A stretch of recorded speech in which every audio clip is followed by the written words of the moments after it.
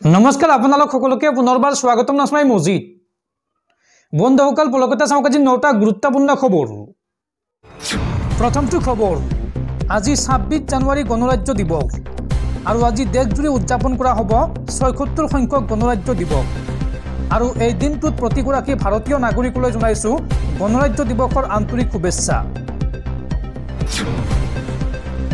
পৰৱৰ্তী খবৰ সাৱধান ৰাজ্যবাসী অসমৰ চাউলত ধৰা পৰিছে মাৰাত্মক আৰ্ছেনিক আপুনি তৃপ্তিৰে খোৱা ভাত সাজা মাতিব ভয়ংকৰ বিপদ এই বিষাক্ত চাউলৰ বাবে কিডনি বিকল আৰু কেন্সাৰৰ দৰে ৰোগ বৃদ্ধি পাইছে ৰাজ্যত হেহতিয়াকৈ এই বিস্ফোৰক দাবী কৰিছে বিজ্ঞানীসকলে আপুনি তৃপ্তিৰে খোৱা ভাত সাজত আছে বিষাক্ত দ্ৰব্য অসমৰ চাউলত ধৰা পৰিছে মাৰাত্মক আৰ্ছেনিক অসমৰ ভূগৰ্ভৰ পানীত ধৰা পৰিছে 60 পৰা 70% আৰ্ছেনিক অসমৰ ভূগৰ্ভৰ জলত বিষাক্ত আৰ্ছেনিক 3 মিহলি হৈ আছে কেৱল পানীতে নহয় পথাৰৰ ধানটোলৈকে সোমাই গৈছে আৰ্ছেনিক ধান গছৰ শিপাই আৰ্ছেনিক শুহি লোৱাৰ ফলত বিষাক্ত হৈছে অসমৰ চাউল বিষাক্ত আৰ্ছেনিক নিয়ন্ত্ৰণ নকৰিলে মৃত্যু উপত্যকাত পৰিণত হ'ব অসম এই বিস্ফোৰক তথ্য পোহৰলৈ আনিছে বিজ্ঞানী ডক্টৰ জগন্নাথ বিশ্বকৰ্মাই ইংলেণ্ডৰ এখন বিশ্ববিদ্যালয়ৰ পৰিৱেশ বিজ্ঞান আৰু জলসম্পদ বিভাগৰ জ্যেষ্ঠ বিজ্ঞানী বিশ্বকৰ্মা নগাঁৱৰ সন্তানগৰাকীৰ এই গৱেষণা ইতিমধ্যে বিশ্বজুৰি চৰ্চিত হৈছে সজাই নলবাৰী যোৰহাট আৰু মাজুলী জিলা বিশেষকৈ আৰ্ছেনিক 3ৰ হটস্পট ৰূপে পৰিগণিত হৈছে এই ভয়ংকৰ দ্ৰব্যৰ বাবে কিডনি বিকল আৰু কেন্সাৰৰ দৰে ৰোগ বৃদ্ধি পোৱা বুলি দাবী কৰিছে বিজ্ঞানীগৰাকীয়ে পৰৱৰ্তী খবৰ ৰাজ্যবাসীলৈ ভাল খবৰ ৰাজ্যৰ লাখ লাখ মহিলাৰ বেংক একাউণ্টত শীঘ্ৰেই সোমাব চৰকাৰী ধন আপুনি মনত ৰাখক 10 ফেব্ৰুৱাৰীৰ দিনটো এইবাৰ 10 ফেব্ৰুৱাৰী সোমবাৰ এই দিনটো আপোনালোকে মনত ৰাখক এই দিনটোতেই 4খনকৈ আঁচনিৰ লাখ লাখ লোকৰ বেংক একাউণ্টত সোমাব এই আঁচনিসমূহৰ ধন শীঘ্ৰেই আপডেট কৰক আপোনাৰ বেংক একাউণ্ট 10 ফেব্ৰুৱাৰী এইবাৰ সোমবাৰ মনত ৰাখক আপুনি এই 10 ফেব্ৰুৱাৰীৰ দিনটো 10 ফেব্ৰুৱাৰীত ৰাজ্যৰ লাখ লাখ লোকৰ বেংক একাউণ্টত জমা হ'ব ধন 10 ফেব্ৰুৱাৰী পুৱাতেই লাভ কৰিব এই ধন অৰুণোদয় আঁচনিৰ লাখ লাখ মহিলাৰ বেংক একাউণ্টত জমা হ'ব 1250 টকাকৈ বৃদ্ধ পেঞ্চন আঁচনিৰ ধন লাভ কৰা হিতাধিকাৰী একাউণ্টতো সোমাব ধন বিধৱা পেঞ্চন লাভ কৰা হিতাধিকাৰী একাউণ্টতো জমা হ'ব ধন দিব্যাংগ আঁচনিৰ ধন লাভ কৰা হিতাধিকাৰীয়েও একেদিনাই লাভ কৰিব ধন কিন্তু মনত ৰাখিব 10 তাৰিখ ৰেচন লাভৰ অন্তিম দিন 10 তাৰিখৰ আগতে আপুনি সংগ্ৰহ কৰক ৰেচনৰ সামগ্ৰী আৰু লাখপতি বাইদেউ আঁচনিৰ বাবে আবেদন কৰা মহিলাৰ বাবেও ফেব্ৰুৱাৰী মাহতে আছে ভাল খবৰ বাছনিভুক্ত মহিলাই ফেব্ৰুৱাৰী আৰু মাৰ্চ মাহত লাভ কৰিব ধন আৰু ধন লাভৰ পূৰ্বে আপুনি ঠিক কৰি লওক আপোনাৰ বেংক একাউণ্ট KYC আপডেট কৰি লওক এই কেইদিনতে KYC আপডেট কৰিলেহে আপুনি লাভ কৰিব এই আঁচনিসমূহৰ ধন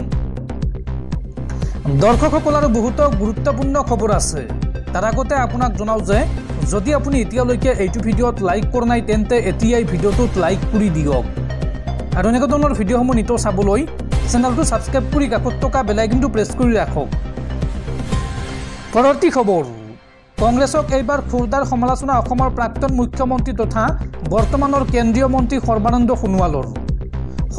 সোণোৱালে এই সন্দৰ্ভত কয় যে গুৰু গোসাঁই মানি চলিহে চলাব লাগিব পৰিয়াল সংবিধান মহাৰি ক্ষমতা লোৱাৰ আগ্ৰহী নাছিল অটল বিহাৰী বাজপেয়ী এই সন্দৰ্ভত ডাঙৰ মন্তব্য সৰ্বানন্দ সোণোৱালৰ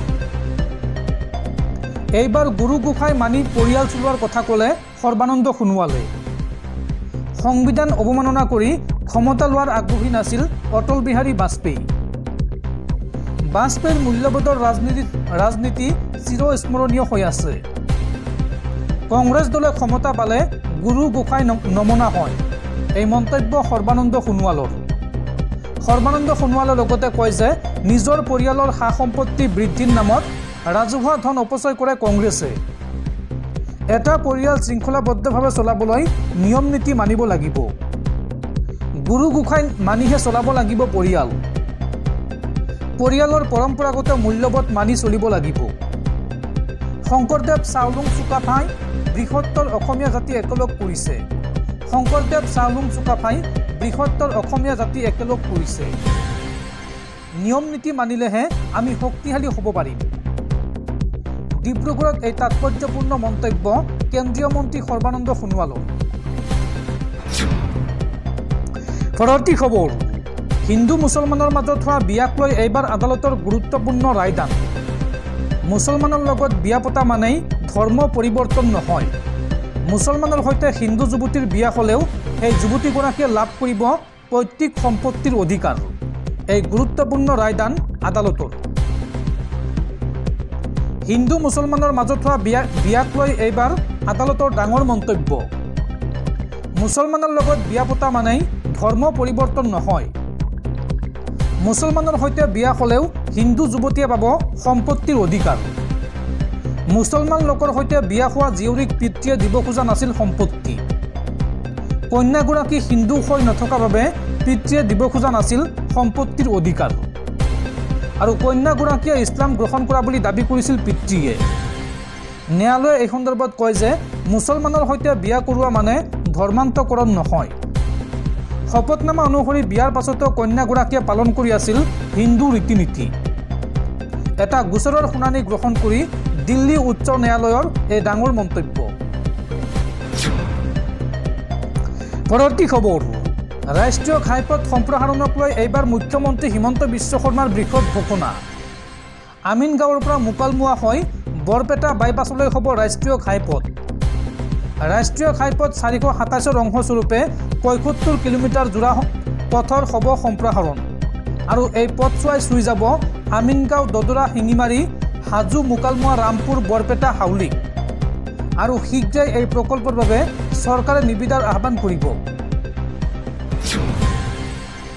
পৰৱৰ্তী খবৰ, সমাগত ৰাজ্যৰ পঞ্চায়ত নিৰ্বাচন। আৰু পঞ্চায়ত নিৰ্বাচনক লৈ পুনৰ আহি গ'ল ডাঙৰ খবৰ। এইবাৰ নতুন পদ্ধতিৰে হ'ব ৰাজ্যৰ পঞ্চায়ত নিৰ্বাচন। এই সন্দৰ্ভত বৃহৎ ঘোষণা ৰাজ্যৰ পঞ্চায়ত আৰু গ্ৰামোন্নয়ন বিভাগৰ মন্ত্ৰী ৰঞ্জিত কুমাৰ দাসৰ। পঞ্চায়ত নিৰ্বাচনক লৈ পুনৰ আহি গ'ল ডাঙৰ খবৰ। এইবাৰ নতুন পদ্ধতিৰে হ'ব এইবাৰৰ পঞ্চায়ত নিৰ্বাচন। এইবাৰৰ পঞ্চায়ত নিৰ্বাচন ৰাজনীতিৰ পৰা মুক্ত হ'ব। পঞ্চায়ত নিৰ্বাচনত যাতে স্থানীয় ভাল মানুহে অংশগ্ৰহণ কৰিব পাৰে তাৰ বাবে এই ব্যৱস্থা গ্ৰহণ কৰিছে চৰকাৰে। কোনো ৰাজনৈতিক দলে পঞ্চায়ত নিৰ্বাচন পৰিচালনা কৰিব নোৱাৰিব। কোনো বিজেপি, কংগ্ৰেছ, এজেপি, AIUDF পৰিচালনা কৰিব নোৱাৰিব পঞ্চায়ত নিৰ্বাচন।